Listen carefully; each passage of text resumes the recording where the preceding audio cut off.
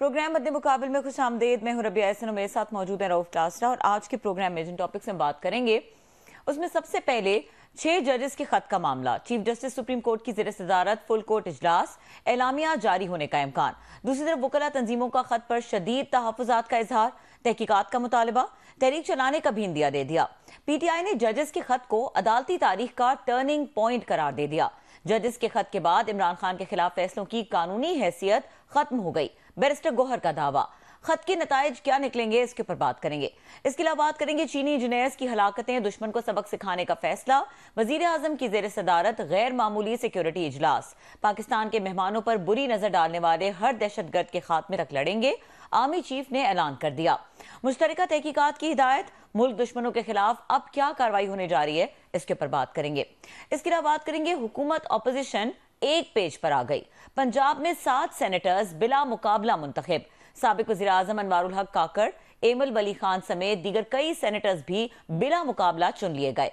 क्या सुन्नी इत्तेहाद कौंसिल और नून लीग के दरमियान सेनेट इलेक्शन में कोई डील हुई है? दूसरी तरफ खैबर पख्तूनख्वा में मखसूस नशिस्तों पर हलफ लेने का हुक्म दे दिया गया। इसके हवाले से जो अहम डिटेल्स हैं वो भी आपके साथ शेयर करेंगे। अभी हमें ज्वाइन किया है सीनियर रिपोर्टर कंबर जैदी ने, उनको वेलकम करेंगे। अस्सलाम वालेकुम कंबर। वालेकुम सलाम। Thank you for joining us कंबर। ये बताइए कि कल एक खत सामने आया और उसके बाद पूरे मुल्क में एक भूचाल सा आ गया, हर तरफ यही बात हो रही है। आज उस पर फुल कोर्ट मीटिंग हुई सुप्रीम कोर्ट में, क्या डिस्कशन रही और क्या फैसले हुए, डिटेल्स क्या हैं इसकी? देखिए, आज चीफ जस्टिस ऑफ पाकिस्तान ने 2 अहम मुलाकातें की हैं। उसमें अटॉर्नी जनरल ऑफ पाकिस्तान से पहली मुलाकात थी, वजीर कानून उस मुलाकात में शरीक थे और जराये के मुताबिक अटॉर्नी जनरल और दोनों वजीर कानून के दरमियान जो है मामला वो खत पर डिस्कस हुआ है, जो 6 जजेस की के हवाले से खत लिखा गया। फिर उसके बाद हमने फौरी एक बड़ी डेवलपमेंट देखी, वो जुडिशल काउंसिल की जो मीटिंग है वो कॉल कर ली गई और चीफ जस्टिस ऑफ पाकिस्तान की जानिब से तमाम जजेस को बुलाया गया। शाम 4 बजे ये इजलास शुरू हुआ, तकरीबन 6 बजे तक ये इजलास जारी रहा। 2 घंटे 12 मिनट इस इजलास में मुख्तलिफ जजेस ने अपनी राय दी खत के ऊपर, लेकिन जराए हमें ये बताते हैं कि वक्त क्योंकि कम था, अफ्तारी का टाइम होने वाला था, तो इस वजह से इस इजलास को खत्म कर दिया गया। कुछ जजेस इसमें अभी गुफ्तगू कर रहे थे, तो कभी इम्कान है कि पॉसिबली हो सकता है ये कल भी जारी रहे और ये भी पॉसिबल है कि कल में कोई इलामिया जारी हो जाए। तो काफी देर हम वेट भी करते रहे कि सुप्रीम कोर्ट की जानिब से कोई इलामिया जारी होगा, जिसमें 2 पॉसिबिलिटीज थी। या तो ये सुप्रीम जुडिशल काउंसिल में मामला टेकअप हो, इसको देखा जाए कि ये 6 जजेस की जानिब से खत लिखा जाए, क्या करना है, इस पर तहकीकात होंगी, कमीशन बनाया जाए, या फिर ये तमाम मामला जो है 184(3) के तहत जो सू मोटो का इख्तियार है वो सुप्रीम कोर्ट खुद देखे। वैसे जुडिशल कमेटी के सामने जब ये मामला आया तो ज्यादा कभी इम्कान यही है कि 184(3) के तहत अगर जजेस पर अपना रद्द अमल देते हैं और कहते हैं कि इस मामले को प्रोब होना चाहिए, इस मामले को हमने टेकअप करना चाहिए, ये जुडिशरी की इंडिपेंडेंस का मामला है, तो 184(3) के तहत वो सुन सकते हैं इस मुकदमे को और उसमें फिर कोई भी मुनासिब हुक्म जारी किया जा सकता है। लेकिन ताहाल अभी तक कोई इलामिया नहीं आया, तो हम जो है खुद से इलामिया नहीं आया कंबर। लेकिन कल एक और खबर के बारे में बात हो रही है कि शायद कल पीएम की और चीफ जस्टिस काजी फायजीसा की मीटिंग होने जा रही है, इसकी आप तस्दीक करते हैं इस खबर की? हमारे जराए ये बता रहे हैं कि जो वजीर कानून है उन्होंने जब मुलाकात की चीफ जस्टिस ऑफ पाकिस्तान से, तो उन्होंने ये बात सामने रखी कि वजीर आजम मुलाकात करना चाहते हैं और वजीर आजम की अभी तक की इत्तलात के मुताबिक कल 2 बजे जो है वो मुलाकात एक्सपेक्टेड है चीफ जस्टिस ऑफ पाकिस्तान से। वजीर आजम खुद सुप्रीम कोर्ट ऑफ पाकिस्तान आएंगे और इस मुलाकात में 2-3 चीजें हैं जिसको अहम समझा जा रहा है। एक तो बज़ाहिर जो बातें सामने आई हैं जजेस के खत के हवाले से, वो तो मामला है ही, कुछ टैक्स के केसेस के हवाले से भी है जो वजीर आजम ने चीफ जस्टिस ऑफ पाकिस्तान से उठाना है। तो हमारे जराए ने हमें ये बताया कि ये कल मुलाकात जो है मुतवक्की है, वजीर आजम चीफ जस्टिस ऑफ पाकिस्तान से मिलेंगे। और आज इसी सिलसिले में वजीर कानून ने भी चीफ जस्टिस से मुलाकात की है, जिसमें अटॉर्नी जनरल ऑफ पाकिस्तान से जो मेरी एक्सक्लूसिवली बात हुई अटॉर्नी जनरल ऑफ पाकिस्तान से, तो उन्होंने कहा कि ये मामला बड़ा सीरियस है जो जजेस ने लेटर लिखा है, तो हुकूमत इसमें अपना मौक़िफ़ भी चाहती है कि दे। तो एक इदारा है तो जुडिशरी का है, एक फिर एग्जेक्टिव इदारा है, तो एग्जेक्टिव और जुडिशरी का क्या मिलकर कोई मौक़िफ़ आएगा या जुडिशरी अपना अलग से मौक़िफ़ देगी? वजीर आजम किस तरह इस मामले को टैकल करेंगे? तो ये एक बड़ा चैलेंज है, हुकूमत इस पर सोच रही है। तो अटॉर्नी जनरल ऑफ पाकिस्तान ने कहा कि हम इससे बड़ा सीरियसली ले रहे हैं, और जब चीफ जस्टिस से उनकी चैम्बर में मुलाकात हुई तो चीफ जस्टिस भी इससे बड़ा सीरियसली ले रहे थे। तो ये अटॉर्नी जनरल ऑफ पाकिस्तान ने हमें कन्वे किया और हम आपके नाज़रीन को बता रहे हैं। अच्छा, आपका बहुत शुक्रिया, बड़ी आपने इनसाइड स्टोरीज और चीज़ें डिटेल्स आपने शेयर की। अगर मैं ठीक समझाऊं तो आप ये कह रहे हैं कि शहबाज शरीफ साहब जो मिलना चाहते हैं वो टैक्स के कोई स्टेज हैं, कोई टैक्स के इश्यूज हैं जिन पे मिलना चाह रहे हैं। ये प्लीज़ मैं दोबारा ये रिकन्फर्म कीजिएगा, मैं शायद प्रॉपर। देखिए, कुछ टैक्स के मामला जो हैं अदालतों में ज़ेर इल्तवा हैं, वो जो है इस हवाले से भी चीफ जो वजीर आजम पाकिस्तान है कि टैक्स के मामला जो हैं वो तेजी के साथ हो, उनका जो है कुछ अदालतों में केसेस पेंडिंग है तो उसको जल्दी निपटाया जाए। आपने इसको क्लैरिफाई किया, थैंक यू वेरी मच। ये हम मतलब उनके पास अटॉर्नी जनरल हैं, अटॉर्नी जनरल ऑफ पाकिस्तान का यही काम होता है कि वो हुकूमत या इदारे जो भी हैं उनका लॉ ऑफिसर हैं, उनके दरमियान एक ब्रिज का गैप एक अदा करते हैं। और बड़ी इनकी ये जो मौजूदा अगर अटॉर्नी वहाँ पे हैं, अटॉर्नी जनरल साहब हैं, इनकी तारीफ भी की जाती है, इन पर तनकीद साहब से हर कोई करता है, लेकिन तारीफ भी करते हैं कि इनका बड़ा अच्छा सबके साथ एक तल्लुक है। फिर प्राइम मिनिस्टर ऑफ पाकिस्तान को क्यों ज़रूरत पेश आ रही, specially in the given situation, जब इतना बड़ा लेटर सामने आ चुका है, बहुत सारी स्पेकुलेशंस हो रही हैं, बातें हो रही हैं, इसकी एग्जेक्टिव या एस्टेब्लिशमेंट के प्रेशर और दबाव की बातें हो रही हैं। तो इन हालात में वज़ीर आज़म का मिलना इस पे आके चीफ जस्टिस साहब से, तो ये तो ज़्यादा नहीं मेरा ख्याल है क्राइसिस को ये गहरा करेगा, मुखालफिन को मौका देगा कि वो इस पे रेज करें, क्वेश्चन रेज करें जी कि प्राइम मिनिस्टर साहब जो हैं वो चीफ जस्टिस साहब से क्यों मिल रहे हैं। लाख कहते रहे जी टैक्स के इश्यूज हैं, ये लोग उन्हें तो, और मेरा ख्याल उन्हें यकीन तो नहीं करना। क्लासेस साहब, बिल्कुल गिवन सर्कमस्टांसेस में ये ना सिर्फ ये कॉन्स्पिरेसी थ्योरीज को जन्म देगा, बल्कि हुकूमत के लिए मैं ये समझता हूँ कि बड़ा सेटबैक भी होगा इसमें, क्योंकि अभी राइट नाउ जो 6 जज की जानिब से इल्जाम लगाए गए हैं उसमें एक तो बड़ा कैटेगोरिकली एग्जेक्टिव को टारगेट किया गया, दूसरा जो है इंटेलिजेंस एजेंसीज को टारगेट किया गया। तो इसमें साथ में वो ये भी कहते हैं कि हमने ये मामला चीफ जस्टिस तक अपने पहुंचाया था, उनकी जानिब से कहा गया कि मैं ये देखता हूं, लेकिन कोई एक्शन नहीं लिया गया।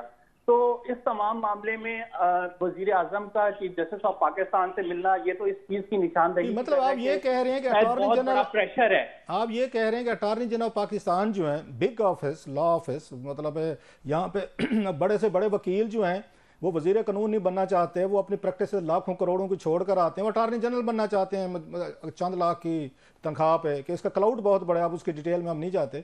तो मतलब ये कि अटॉर्नी जनरल पाकिस्तान का इतना क्लाउड नहीं है कि वो उनसे डायरेक्ट बात कर सके, रिक्वेस्ट कर सकें। अगर वो नहीं की जाती तो एक छोटा सा प्रेस रिलीज तो अटॉर्नी जनरल ऑफिस भी रिलीज कर सकता है, प्राइम मिनिस्टर ऑफिस कर सकता है, वजारत कानून कर सकती है। माजी में होते रहे इस तरह प्रेस का, आपको याद होगा प्रेस रिलीज आके जारी होती रही हैं कि ये फलां इश्यूज़ हैं जो वहाँ पे स्टकअप हैं, और उस पर जुडिशरी रिस्पॉन्ड करती रही है।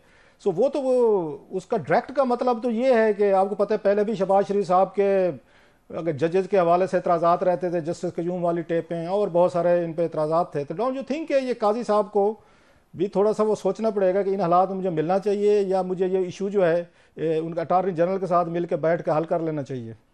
बिल्कुल क्लासेस साहब, ये जो ऑब्जर्वेशन है ये बड़ी पर्टिनेंट है। आज ये मुख्तलिफ हल्कों में डिस्कस भी होती रही है कि आया वजीर आजम खुद अगर मिलने आ रहे हैं तो चीफ जस्टिस ऑफ पाकिस्तान को इस हवाले से मिलना चाहिए या नहीं मिलना चाहिए। दूसरी बात यह है कि हमने वजीर आजम के बहुत से ऐसे इकदाम भी देखे जिनमें फैसला किया गया और उसके बाद फिर उन इकदाम से यू टर्न ले लिया गया। तो अब तक की मीटिंग के हवाले से जो हमारी मुख्तलिफ लॉयर्स से बात हुई है, जो वकला कम्युनिटी से, वो बहुत ज्यादा खुश नहीं है कि अगर कोई ऐसी मीटिंग होती है तो उससे जो तासुब जा रहा है वो बहुत पॉजिटिव नहीं जा रहा, अदलिया के हवाले से भी, खुद एग्जेक्टिव के हवाले से भी। क्योंकि राइट नाउ सबसे बड़ा इशू, जो सबसे पर्टिनेंट इशू है, वो 6 जजेस के अदलिया में मुदाखलत का मामला है, जो ये कह रहे हैं कि उनको इन्फ्लुएंस किया जा रहा है। तो ऐसे में एग्जेक्टिव अगर जुडिशरी से मिलेगी तो जो तासुर अवाम में जाएगा वो बड़ा अदलिया के लिए तबाहकुन है। अच्छा, वैसे ये बताइएगा कंबर, ये क्या मतलब शहबाज शरीफ साहब को, no disrespect to him, is the prime minister, fair enough, ये क्या है कि कोई ना कोई ऐसी कोई जेस्चर कर बैठते हैं जिससे बहुत बड़ी कंट्रोवर्सी शुरू हो जाती है। आर्मी चीफ मिलने आए, उनको बैर रिसीव किया, सलूट मारा, वो कई दिन तक अगर शोर चलता रहा उनके मुखालफिन, ट्विटर, सोशल मीडिया। अब वो स्पेशली इन द अगेन एक मिडल ऑफ द कंट्रोवर्सी, चलो 2-4 दिन हफ्ता आगे पीछे भी किया जा सकता था, उन्होंने कहा नहीं काली लाइट रहे थे, परसों मैं जा रहा हूँ सुप्रीम कोर्ट मिलने के लिए। तो ये क्या मतलब है, मुझे तो नहीं समझ आ रही कि जो लोग उनको एडवाइस करते हैं ये चीज़ें और उन पे एडवाइस पे चलते हैं कि 2-4 दिन को धूल बैठने दें। उन्होंने कहा नहीं, in the middle of the controversy मैं तो जाऊँगा भाई, जो होना है वो बाद में देख लेंगे। मेरे ख्याल से जो एक क्लासेस साहब इसमें मेरी अपनी रीडिंग की है कि ये जो जजेस का 6 जजेस का खत लिखना ये कोई छोटी बात नहीं है, ये बड़ा अनप्रेसिडेंटेड सा मामला है और इसका प्रेशर बहुत ज्यादा है। और इसी प्रेशर की अगर बात करें तो वो मुझे कहीं ना कहीं अटॉर्नी जो आज बात की है तो उनकी जानिब से भी उन्होंने जो बातें की उनकी जानिब भी लगा है कि वो प्रेशर ले रहे हैं, हुकूमत भी ले रही है और खुद अदलिया भी ले रही है। क्योंकि इस्लामाबाद के जो 10 सीटें उनमें 2 तो वैकेंट हैं, 8 जजेस अभी जो फंक्शनल हैं, जिसमें से 6 जजेस की जानिब से ये लेटर लिख दिए गए। और इसके अलावा अगर इस्लामाबाद हाई कोर्ट को देखें तो अभी राइट नाउ बड़े इंपॉर्टेंट केसेस इस्लामाबाद में जैसे हाई कोर्ट में लगे हैं, साइफर केस की समाअत, इसके अलावा दीगर जो केसेस हैं, तोशा खाना केस, तो गिवन सर्कमस्टांसेस में बड़ी कंट्रोवर्सी क्रिएट हो जाएगी। क्योंकि आज तहरीक इंसाफ ने भी ये बड़ा जो सवाल उठाया कि ऐसे मामले में कि जब जजेस कहें कि हमें इन्फ्लुएंस किया जा रहा है तो जजेस की जानिब से दिए गए फैसले कितने जो है वो मौसर होंगे, उसको भी देखना है। अच्छा, एक और कमर बताइएगा, ये पहली दफ़ा नहीं हो रहा कि कोई प्राइम मिनिस्टर और चीफ जस्टिस की मुलाकात हो रही है। इन द पास्ट मैं 2-4 मिसालें बताता हूँ। मुझे याद पड़ता है कि इनकी कंट्रोवर्सी हुई थी, उस वक्त भी शहबाज शरीफ साहब चीफ मिनिस्टर थे वहाँ पे लाहौर में पंजाब के। इन्होंने 23 जजेस के, अडाक जजेस की लिस्ट दी थी अपॉइंटमेंट के लिए। गवर्नर उस वक्त थे तसीर साहब, उन्होंने रोक ली थी। बाबर रहमान साहब लॉ मिनिस्टर थे, जरदारी साहब उस वक्त ये सदर थे, गिलानी साहब वजीर आजम थे। तो बड़ा, ये 2011 की बात कर रहा हूँ अगर मैं गलत नहीं कह रहा, तो 2010-11 था ये। तो बहुत बड़ी एक लड़ाई शुरू हुई थी। और उसके बाद ये इफ्तिखार चौधरी साहब जो हैं, ये वजीर आजम हाउस उनसे मिलने गए थे, इनसे यूसुफ रज़ा गिलानी साहब से। तो अंडरस्टैंडिंग डेवलप हुई थी कि हाँ जी ठीक है हम वो कर लेते हैं। और उसी अंडरस्टैंडिंग नतीजे में ही मेरा ख्याल खोसा साहब और शायद ये होगा साकिब निसार साहब को ऊपर लाया गया था, वो वहाँ रखना चाह रहे थे। मेरा ख्याल ख्वाजा शरीफ साहब को मेंटेन करना चाह रहे थे चीफ जस्टिस के तौर पर। तो वो भी हमने देखा कि यहाँ से चीफ जस्टिस मिलने गए थे वजीर आजम से। हमने फिर ये देखा इमरान खान साहब भी, साकिब निसार साहब जब चीफ जस्टिस थे तो उनके भी कोई मसले फंसे हुए थे। खान साहब के 2-4 करीबी लोगों को कोई केसेस थे, तो वो भी मिले थे उनसे जाके यहाँ पर आके। सो ये तो माजी में भी इस तरह की प्रैक्टिसेस हैं, रही हैं। और यहाँ पे हम देख रहे हैं कि प्राइम मिनिस्टर साहब खुद आ रहे हैं, जैसे इमरान खान साहब आए थे। तो इसका मतलब है प्राइम मिनिस्टर साहब को काम है, उस वक्त तो उनको काम था, उनको चीफ जस्टिस इफ्तिखार चौधरी साहब को काम था, उन्होंने मर्जी के जजेस लगवाने थे तो वो गए थे गिलानी साहब के पास। तो समझा जाए कि इस वक्त प्राइम मिनिस्टर अपने कोई एजेंडे के साथ आ रहे हैं मिलने के लिए। देखिए, अगर मुलाकात के लिए प्राइम मिनिस्टर खुद टाइम मांगे अपने वजीर कानून के जरिए से और फिर उसके बाद मुलाकात की भी जाए, अगर ये कल मुलाकात होती है, तो तासुर तो यही है कि वजीर आजम को खुद कोई काम है, खुद कोई ऐसी बात है जो कोई बड़ा इशू है जो कि वो पर्सनली जाके डिस्कस करना चाहते हैं। वो अपने अटॉर्नी जनरल पे भी निसार नहीं कर रहे हैं इस मामले पे, क्योंकि अगर प्राइम मिनिस्टर खुद जाता है और चीफ एग्जीक्यूटिव के ऑफिस में जाता है, जस्टिस के ऑफिस में जाता है, तो इसकी अपनी सिंबॉलिक इंपॉर्टेंस भी बहुत ज्यादा है कि 2 सरबराह जो हैं, जो बड़े इदारों के सरबराह हैं, वो आपस में मिले हैं। तो प्राइम मिनिस्टर का खुद जाना, कोई किसी हवाले से रिक्वेस्ट करना है as a prime minister of Pakistan, वो बड़ा मीनिंगफुल होगा।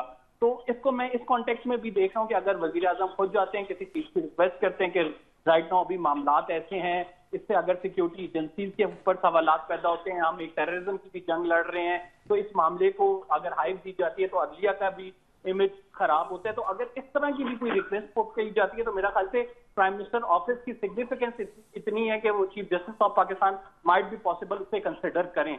लेकिन अभी इस मामले पर सिर्फ चीफ जस्टिस ऑफ पाकिस्तान अकेले स्टेक होल्डर नहीं है। इस मामले पर अब जुडिशियल कमेटी के इजलास के बाद तमाम जजेस जो हैं वो इस मामले को। अच्छा, आपकी क्या रीडिंग है coming to the proceedings of today sir? आपकी क्या रीडिंग है? आप बड़ा इसको कीनली फॉलो करते हैं, you have very beautiful observation, I must say, I am impressed. आप हमेशा जब भी आते हैं you come out with lot of logic, reasons, inside stories, and आपकी रीडिंग बड़ी भाई कई दफ़ा ठीक साबित हुई है। ये क्या करेंगे, ये फुल कोर्ट जो बैठा है, आप सब इस माहौल को देख रहे हैं, तो क्या फैसला आएगा इसका? ये उनको समन किया जाएगा? Again summon, I am sorry may be a harsh word, again जो ऑनरेबल जजेस हैं 6, इनको बुलाया जाएगा वहाँ पे कि आप आएँ और अपनी यहाँ डिलिब्रेशन करें, और फिर क्या उसको वो लाइव भी दिखाया जाएगा कौम को, जैसे आजकल सुप्रीम कोर्ट की प्रोसीडिंग है कि उनसे पूछा जाएगा हाँ जी सबूत दें, बताएं, और फिर उसके बाद हम आगे चलते हैं। तो ये क्या करेंगे, क्या फैसला आ सकता है इसका इन पे? 2 पॉसिबिलिटीज हैं। एक पॉसिबिलिटी तो ये है कि इसको 184 के नीचे जो सुप्रीम कोर्ट का इख्तियार है वो सुने, और उसमें बेशक कोई इंक्वायरी कमीशन बना दिया जाए, जैसा कि आज पाकिस्तान बार काउंसिल ने भी कहा है कि 3 जजेस पर मुश्तमिल एक कमेटी बना दी जाए और वो कमेटी प्रूव करे कि आया कि एलिगेशन जो लगाए गए हैं वो ट्रू भी हैं या नहीं, या फिर कोई जजेस का अपना पर्सनल एजेंडा तो नहीं था, जैसे हमें सेनेटर इरफान सिद्दीकी कहते नजर आ रहे हैं ये 6 जजेस तो पीटीआई का बयानिया टो कर रहे हैं। तो इस तमाम चीज को प्रूव करे, फिर उसके बाद जो कोई चीज है, लेकिन वो तमाम इख्तियारात वो 184(3) के अंडर जब केस को लगाएंगे तब यूज कर सकते हैं। दूसरा उनके पास अल्टरनेट ऑप्शन ये है, आज मियां दाऊद की जानिब से जिन्होंने मुजाहिर अली अकबर नकवी को फारिग कराया था। कंबर आपकी आवाज कॉल ड्रॉप हुई है।